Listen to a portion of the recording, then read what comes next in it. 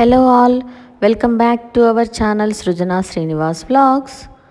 మేం బాగున్నాం, మీరు బాగుండాలని కోరుకుంటున్నాం.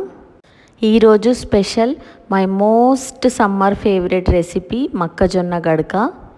చాలా సింపుల్గా చేసుకోవచ్చు. ఒక గ్లాస్ మొక్కజొన్న రవ్వకి 2.5 గ్లాసెస్ వాటర్ వేసుకొని అందులో రుచికి తగినంత ఉప్పు వేసుకొని వాటర్ని బాగా బాయిల్ అవ్వనివ్వాలి.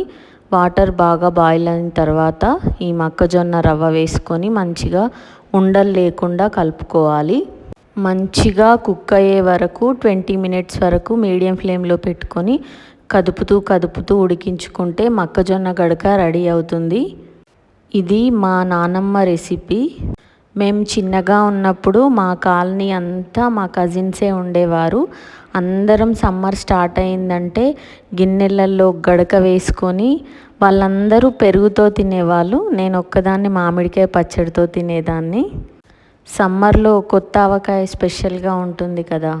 మా కజిన్స్ అందరికీ ఇప్పటికీ కూడా ఎవ్రీ సమ్మర్లో మొక్కజొన్న గడక ఒక్కసారైనా చేసుకొని తింటారు.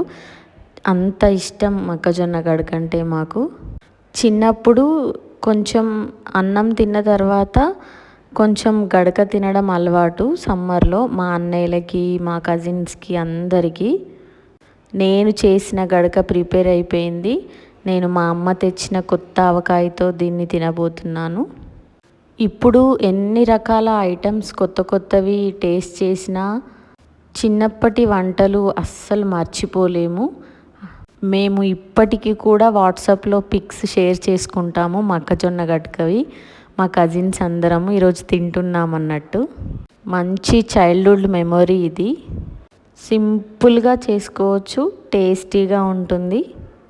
మా అమ్మ నా కోసం ఎవ్రీ ఇయర్ 1 kg మొక్కజొన్న రవ్వ పంపిస్తుంది.